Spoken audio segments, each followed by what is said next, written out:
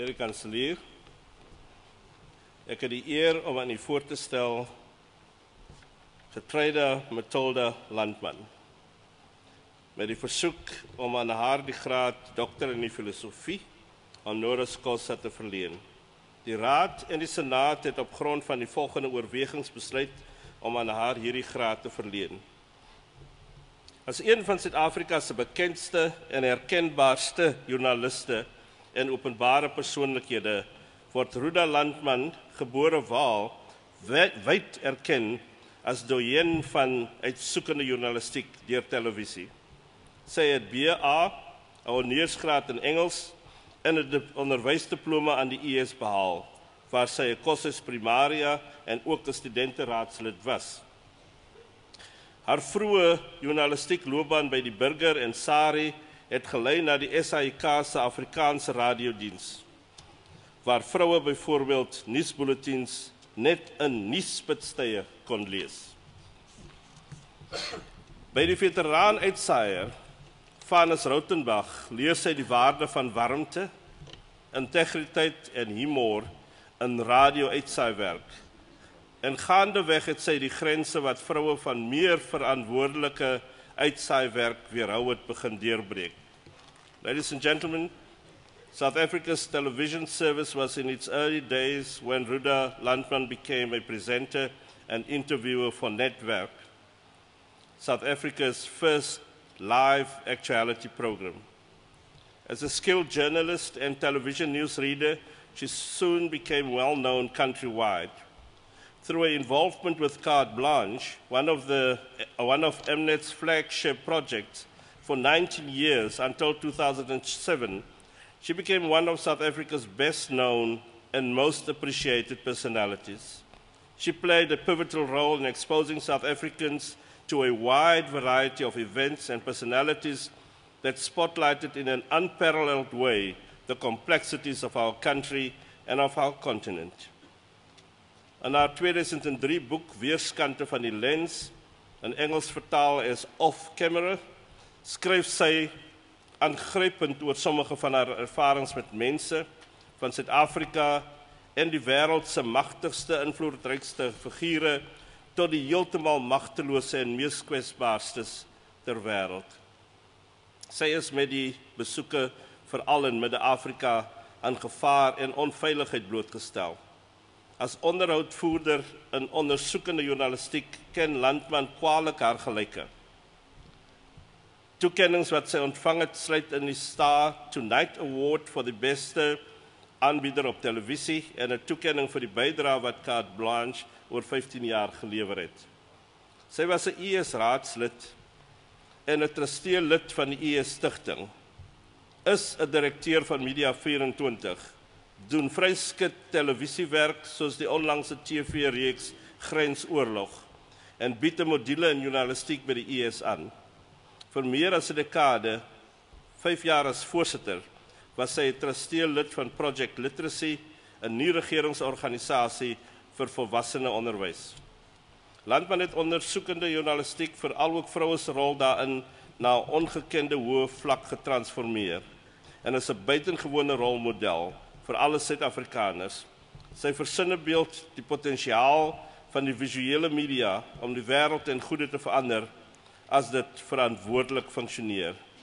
Meneer die kanselier, ek versoek u om aan Getreide Matilda Landman die graad dokter in die filosofie honoris causa toe te ken vir haar wyd erkende rol in die ondersoekende TV-journalistiek in Suid-Afrika wat sy tot 'n ongekende hoë vlak van mededinging en prestasie help omvorm het.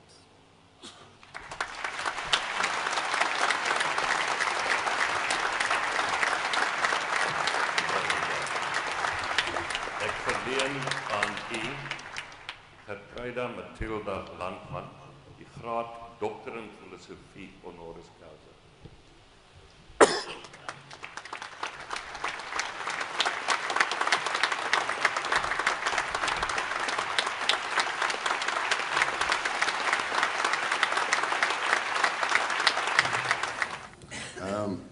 Meneer die kanselier, meneer die visiekanselier, visierektore, lede van die raad, dames en here.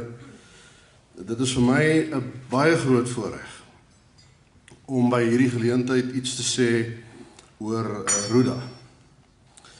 Ek en Ruda, laat ek liewer sê ek en my vrou Amy is al vriende met Ruda en haar man JP vir amper 40 jaar. Ek en JP was albei eendragters en hulle was albei Huiston-Bossers. Dit is natuurlik interessant as ons dink as die twee kosse op Stellenbosch op 'n stadium albei afgebrand het. Ek hoop nie ons het daarmee iets uit te waai gehad. Ek kon nie help om in hierdie dae te dink aan die tyd toe ons pas getroudes was en omdat ons in woonstelle sonder tuine gewoon het, gereeld vleisie in Jonkershoek gaan braai het nie. Dit is 'n gebruik wat om een of ander rede nie meer, lyk dit vir my, by die studente en die jong getroudes voorkom. Ek herinner my die troue van Ruda en JP in Keimoes aan die einde van 1977. Eintlik moes mense dit nie 'n troue genoem het nie. Dit was 'n ou tydse naweek bruilof in die egte sin van die woord. En dit het met tye, moet ek sê, nogal eise gestel aan sommige van ons kapasiteit vir die sap van die gefermenteerde druif. Maar van daai dag af tot nou toe het ons almal op een of ander manier kennis gemaak met Ruda en met haar loopbaan. Al was dit dan nie in persoon nie, dan wel met haar beeld op die kassie. Tereg het Russell vanoggend gesê, sy is argumenteerbaar een van die bekendste openbare persoonlikhede in die land vandag. Ons almal wat haar so of in persoon leer ken en sy lewens is daardeur merkbaar verruim. Sy het in soveel belangrike opsigte vir ons die wêreld oopgemaak en, soos dit die styl is met televisie, sigbaar gemaak. Die wonder van televisie is dat dit ons wêreld soveel meer sigbaar maak as wat dit ooit sou wees daarsonder. Maar ons weet ook dat ons nie met insig sien, bloot wanneer 'n kamera 'n beeld na ons sy nie. Ruda was vir baie van ons die oë en die insig waarmee ons op 'n totale nuwe manier na die wêreld, veral die wêreld van Suid-Afrika, leer kyk het. Dit het vir haar en haar werk nooit bloot net gegaan om die oordrag van feite en inligting. As 'n ondersoekende joernalis het sy altyd die waarheid gesoek. En dit is belangrik, dink ek, om, as u my een filosofiese rugge opmerkingie sal verskoon, om tussen feite en die waarheid te onderskei. Feite of inligting is slegs, as ek dit so mag noem, 'n kenteoretiese kategorie. Die teenoorgestelde van feitelike inligting is 'n vergissing. Waarheid is egter nie net 'n kenteoretiese kategorie nie. Waarheid is 'n etiese ideaal. En daarom is die teenoorgestelde van waarheid nie 'n vergissing nie, maar 'n leuen. 'n Leuen is 'n morele oortreding wat 'n mens begaan. Walter Lippmann het daarom nie om dowenhede nie 'n keer gesê, "There can be no higher law in journalism than to tell the truth and to shame the devil." Niemand het dit ernstiger opgeneem as Ruda nie. Sy het ons nie slegs laat sien nie, sy het ons laat insien.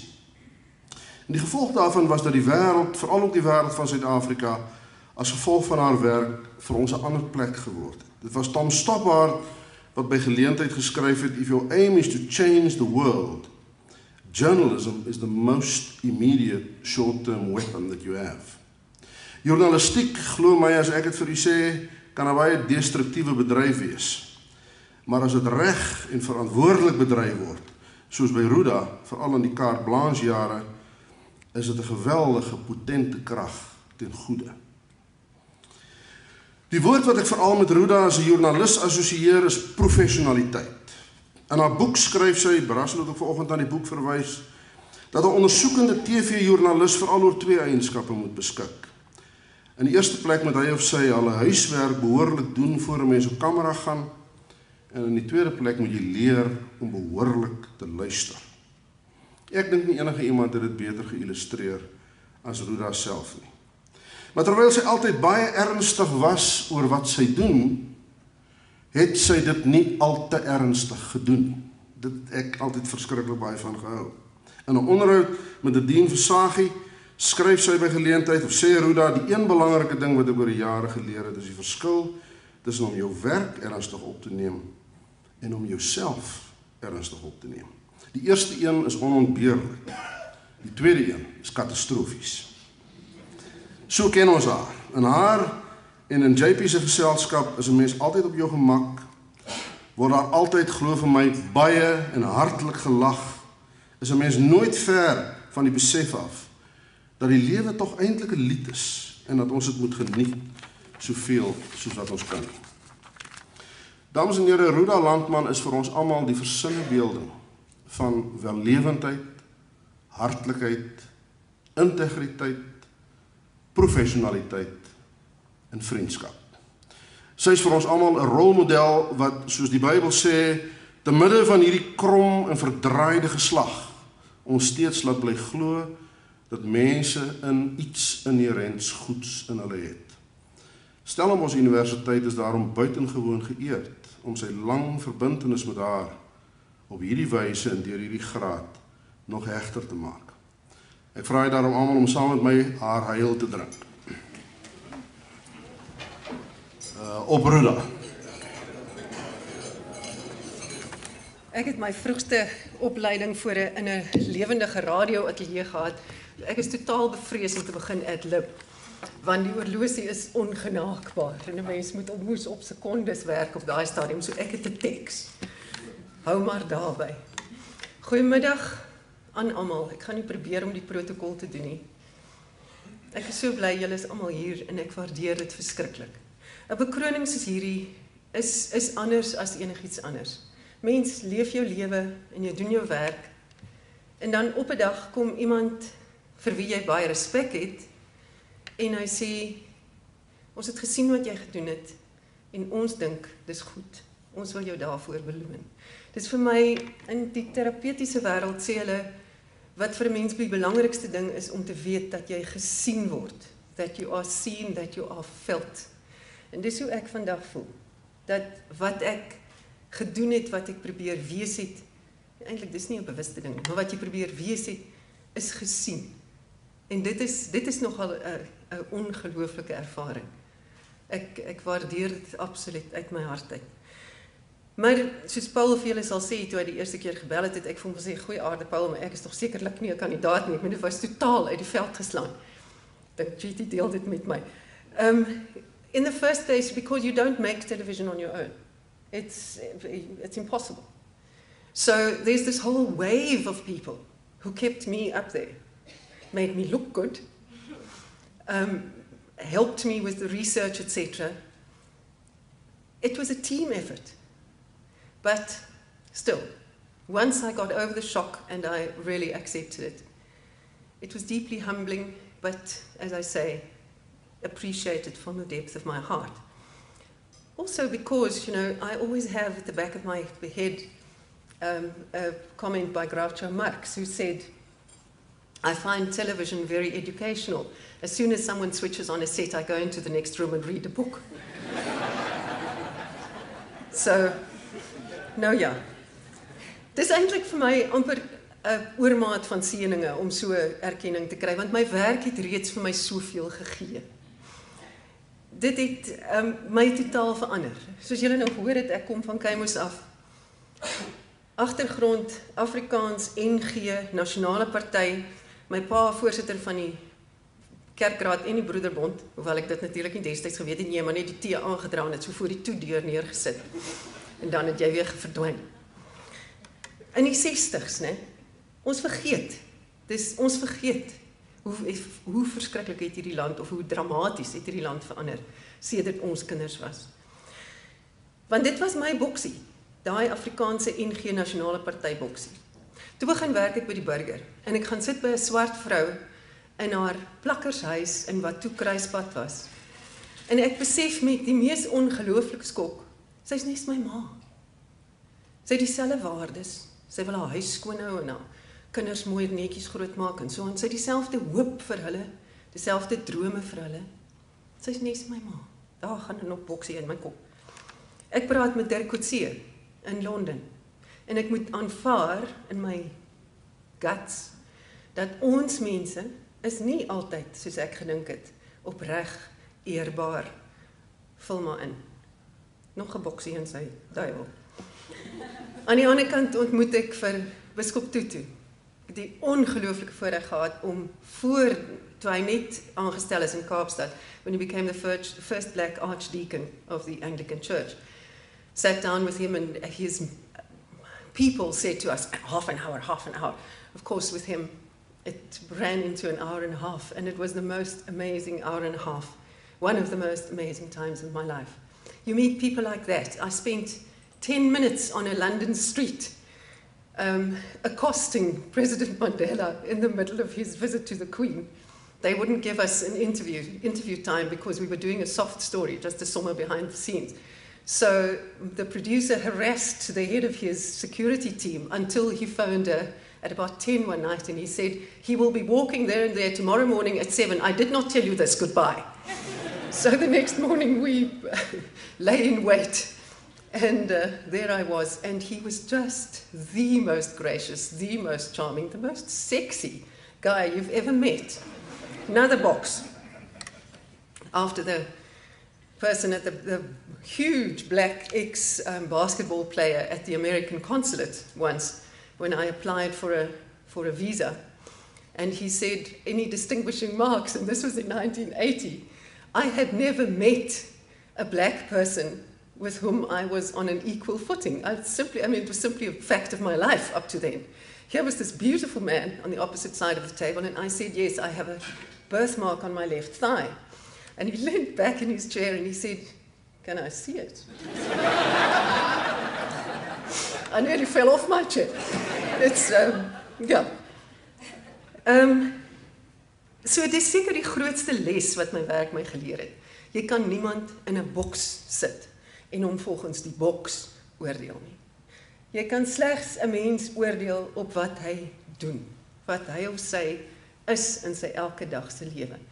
Kleure, seksuele voorkeure, mans, vrouens, wat ook al, dit is niks daarvan voorspel wat hierdie persoon gaan wees nie.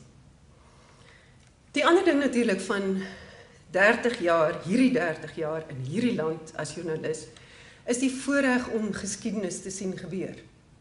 Jy weet, ons het gekom van, ek weet nie of julle Alan Drury se boek onthou in die 70s, A Very Strange Society. It was a very strange society. I remember my son was 9 when we were driving to school one day, and he said to me, why did Tannie Rosie's children, our housekeeper who has been with us since before his birth, why did Tannie Rosie's children not live with us? Because she has always lived with us. And I said, no, but it was against the law then.